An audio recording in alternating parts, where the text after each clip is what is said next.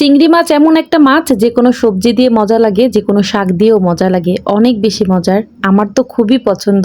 আজকে আমি চিংড়ি মাছ দিয়ে 3টা আইটেম রান্না করব, মানে A to Z সব চিংড়িময় দিবস আজকে। সো হ্যালো এভরিওয়ান, আসসালামু আলাইকুম। আপনারা সবাই কেমন আছেন? আমি আলহামদুলিল্লাহ ভালো। আজকে ভিডিওটা খুব সকাল থেকে শুরু করেছি। সকালে উঠে দেখি বাইরে প্রচন্ড কুয়াশা পড়েছে। যত ভিজা কাপড় ছিল সব তো বাইরে দিয়েছি, তবে এখনো রোদের কিন্তু ছিটাফোঁটা ওঠেনি। তো উঠে হচ্ছে নিজে একটু ফ্রেশ হয়ে নিয়েছি, বারান্দাটা সুন্দর করে ঝাড়ু দিয়ে নিয়েছি, রান্নাঘরটা একটু গুছিয়ে নিয়েছি, তারপরে কিছু হাঁড়ি পাতিল ছিল সেগুলো সুন্দর করে ধুয়ে নিলাম, বেসিনটাও পরিষ্কার করে নিলাম। তারপর এখন রান্নাঘরে চলে যাব, রুটি বানাতে হবে। সকালে হলে তো রুটি বানানোর একটা ঝামেলা লেগেই থাকে। আসলে আমার বাচ্চারা যদি উঠে যায় তারপর আমি আর রুটি বানাতে পারি না, এর জন্য ওরা ঘুমিয়ে থাকতে থাকতে আমি সকালে নাস্তাটা বানিয়ে রেডি করে রাখি। আটাটার কাই করে নিচ্ছি। আমি এইভাবে করে সেদ্ধ আটা রুটি বানাই। আমি রুটি পরোটা দুইটাই সেদ্ধ আটা দিয়ে বানাই। আমার শ্বশুর শাশুড়ি দুইজনই সেদ্ধ আটার পরোটা খেতেই পছন্দ করে। ওনাদের যেহেতু একটু দাঁতে সমস্যা আছে, যে কারণে আর কি নরম লাগে এইভাবে করে পরোটা বানিয়ে দিলে। গতকাল রান্না করেছিলাম খাসির মাংস, সেখান থেকে অল্প কিছু মাংস রয়ে গেছে, সেই মাংসটাই জাল করে নিচ্ছি। সাথে একটা পরোটা ভেজে দিলাম আমার শ্বশুরকে, দেন আমার জামাইকে ভেজে দিব। তারপর আমরা খাবো সবাই নাস্তা করে, তারপরে হচ্ছে রান্না বান্নার কাজ শুরু করে দিব। নাস্তা করে আমি ঘর দুয়ার গুছিয়ে আর একটা মিনিটও বসতে পারি না, নিজের জন্য তো কোনো সময় পাই না, ঝটপট রান্নাঘরে চলে আসতে হয়। আসলে 12:30 থেকে 1টার ভিতরে আমার রান্না বান্না শেষ করতে হয়। আমার শ্বশুর শাশুড়ি যেহেতু বৃদ্ধ মানুষ, ওনাদের খাওয়া দাওয়া প্লাস হচ্ছে আমার বাচ্চারাও যেহেতু ছোট ছোট, ওদের খাওয়া দাওয়া, দুপুরের ঘুম সবকিছুই হচ্ছে একদম টাইম টু টাইম করতে হয়, না হলে দেখা যায় একটু এলোমেলো হয়ে যায়। তো যাই হোক, এদিক থেকে আমি চিংড়ি মাছগুলোকে বেছে নিচ্ছিলাম। আজকে চিংড়ি মাছ দিয়ে 3টা আইটেম রান্না করব। লাউ দিয়ে রান্না করব, লাল শাক দিয়ে ভাজি করব, আর একটু ভুনা করে নিব।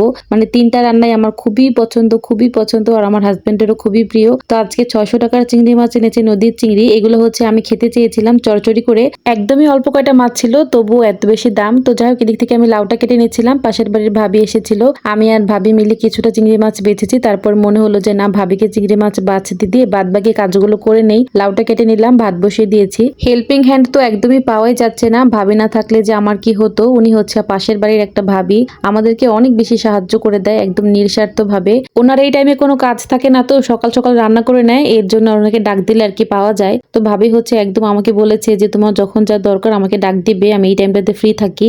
গ্রামের কিন্তু এই একটা সুবিধা, আশেপাশের মানুষগুলো কিন্তু অনেক বেশি হেল্পফুল থাকে যদি ভালো মানুষ হয় আর কি। তো যাই হোক, এদিক থেকে আমার রান্না বান্না শুরু করে দিয়েছি। আজকে লাউ দিয়ে চিংড়ি মাছটা আগেই বসিয়ে দিব। লাউ চিংড়িটা যেহেতু হতে একটু সময় লাগবে, তাই লাউ চিংড়িটা আগেই বসিয়ে দিব। শাক হতে তো বেশি একটা সময় লাগে না। তো অল্প অল্প মশলা দিয়ে চিংড়ি মাছটাকে ভালো করে কষিয়ে নিব, তারপর লাউটা দিয়ে পাশের চুলায় দিয়ে দিব, আর এই চুলায় হচ্ছে আমি শাকটা রান্না করে নিব। চলেন আজকে আমার শাকের রেসিপিটা আপনাদের সাথে শেয়ার করি। কড়াইয়ে পরিমাণ মতন তেল দিয়েছি, পেঁয়াজ কুচি আর রসুন কুচি দিয়েছি। চিংড়ি মাছটা দিয়ে হালকা একটু ভেজে নিয়ে হালকা একটু মরিচের গুঁড়া, হলুদের গুঁড়া আর ধনিয়ার গুঁড়া দিয়ে দিলাম, স্বাদ মতো লবণ দিয়ে দিলাম, ব্যাস আর কিচ্ছু দিব না। এইভাবে করে শাক রান্না করে খেয়েছেন কখনো? আমার তো খুবই পছন্দ, আমার মা রান্না করতো। মাছটা খুব ভালো করে কষিয়ে তারপর কেটে রাখা শাকগুলো দিয়ে দিব। শাকটা দিয়ে একটু নাড়াচাড়া দিয়ে ঢেকে দিব।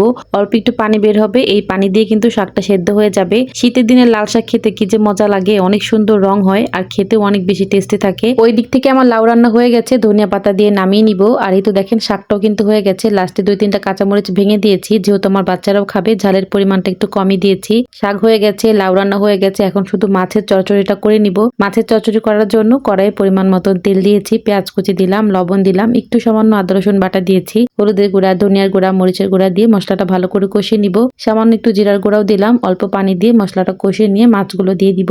অনেকদিন যাবত নদীর এরকম ছোট ছোট চিংড়ি খেতে মন চাইছিল, মানে ছোট বড় মিক্স করা চিংড়িগুলো, এগুলো কিন্তু খেতে অনেক বেশি টেস্টি থাকে। তো মশলার ভিতরে মাছটা দিয়ে আরেকটু কষিয়ে নিব, দেন একটু পানি দিয়ে দিব, ঢাকনা দিয়ে ঢেকে দিলাম। লাস্টে কাঁচামরিচ আর ধনিয়া পাতা দিয়ে আর 2টা মিনিট রান্না করে নিলে কিন্তু হয়ে যাবে। একটুও পানি রাখবো না, একদম চড়চড়ি টাইপের থাকবে। আর এটা দিয়ে ভাত খেতে কি যে মজা। তো যাই হোক, আগে বাচ্চাদেরকে খাইয়ে দিলাম, তারপর হচ্ছে আমি খাওয়া দাওয়া করে নিব। যারা যারা লাল শাক ভাজিটা এভাবে করে কখনো খাননি, তারা কিন্তু একটাবার অবশ্যই ট্রাই করে দেখবেন। লাল শাক দিয়ে ছোট ছোট চিংড়ি মাছ অসম্ভব মজা থাকে। তো যাই হোক, নিজের ভাতের প্লেটটাও সাজিয়ে নিয়েছি। আজকে সম্পূর্ণ খাবারগুলো অনেক বেশি টেস্টি ছিল। আমার রান্না বান্নাগুলো কেমন হয়েছে জানাবেন। সবাই অনেক বেশি ভালো থাকবেন। আল্লাহ হাফেজ।